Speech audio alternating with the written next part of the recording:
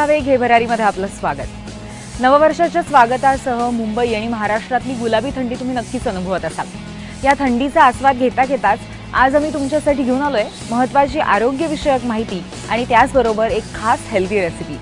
सुरुवात करूया या एपिसोडला। लग्नबंधनाचं महत्त्व आपल्या संस्कृतीमध्ये खूपच आहे।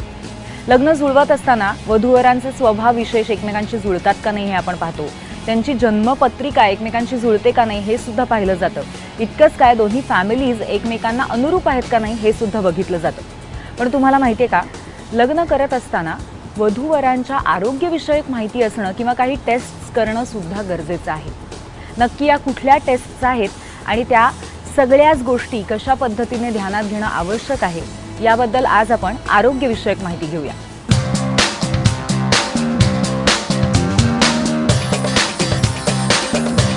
आज आपण एका महत्त्वाच्या एका टॉपिकला म्हणजे हात घालूयात की लग्ना अगोदर की कुठल्या तपासण्या करणं गरजेचं आहे। जर आपण मागचा एक 20-25 वर्षाचा जर काळ बघितला तर त्या काळामध्ये असा कोणी विचार केला नव्हता।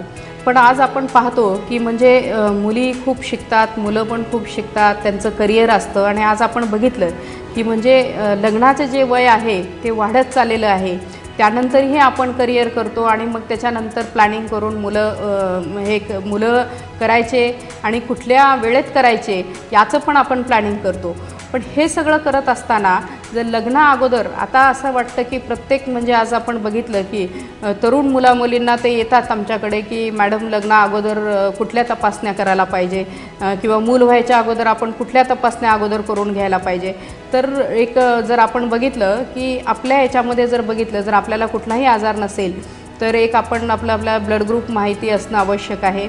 त्याच्यानंतर एक हेपॅटायटिसची टेस्ट असते किंवा जर समजा असं आपल्या मनात वाटत असेल आणि काउन्सिलिंगने केलं तर HIV ची टेस्ट पण करणं म्हणजे फार गरजेचं आहे। आज जर बघितलं आपण की मुलींच्या आपण कुंडल्या जमवतो तर त्या कुंडल्या तर जमवाव्यात, पण त्याच्याबरोबर पण ह्या सगळ्या टेस्ट होणं फार गरजेचं आहे। म्हणजे ते आपण काउन्सिल करून स्वतःच्या ह्याच्याने करणं फार गरजेचं आहे। त्याच्यानंतर एखाद्या फॅमिलीमध्ये जर कुठला जर हेरिडिटरी डिसऑर्डर असेल की कुठला तरी आजार अनुवंशिकतेने जात असेल तर त्या आजाराबद्दल पण ज्या काही टेस्ट असतील तर त्या टेस्ट आपण अगोदर करून घेतलं पाहिजे की जेणेकरून दोन्ही पार्टनर जे आहेत त्या दोघांना वाटत असेल किंवा की हे हेल्दी स्वरूपाचं मॅरेज होऊन आणि त्याच्यानंतर की मुलं होण्यासाठी ते चांगल्या पद्धतीने हेल्दी मार्गाने ते राहील। तर अशा ज्या बेसिक तपासण्या आहेत त्या आपण केल्या पाहिजेत। त्यानंतर आपण बऱ्याचदा पाहतो की फार रेअर ग्रुप्समध्ये काही येतात की म्हणजे लाखात एखादी केस असते की बऱ्याच वेळेस की सोनोग्राफी करावी लागते, MRI करावं लागते, कधी गर्भाशयाची वाढ नीट झालेली नसते किंवा आणखीन काही प्रॉब्लेम्स असतात। तर ह्या सगळ्या गोष्टीमध्ये जर समजा मासिक पाळीमध्ये मुलींना काही त्रास वगैरे होत असेल तर लग्नाच्या अगोदर आपण त्या सगळ्या किंवा कमी मासिक पाळी उशिरा येत असेल, खूप लांब जात असेल किंवा अंगावरून जातच नसेल, फार रेअरली लाखात एखाद्या ह्याच्यांना असा त्रास होऊ शकतो आणि याच्यामध्ये आपण सोनोग्राफीसारखी सिम्पल किंवा MRI सारखी तपासणी पण लग्नाच्या अगोदर करून घेऊ शकतो। त्याच्यामुळे ब्लड इन्व्हेस्टिगेशन्स, काउन्सिलिंग प्रॉपरली, याच्यामध्ये काउन्सिलिंग फार महत्त्वाची आहे।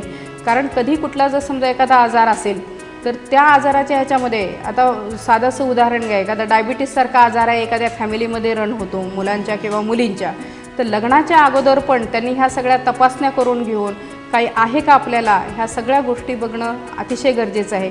ब्लड ग्रुपचं पण आपण बघतो पॉझिटिव्ह निगेटिव्ह ब्लड ग्रुप असतो।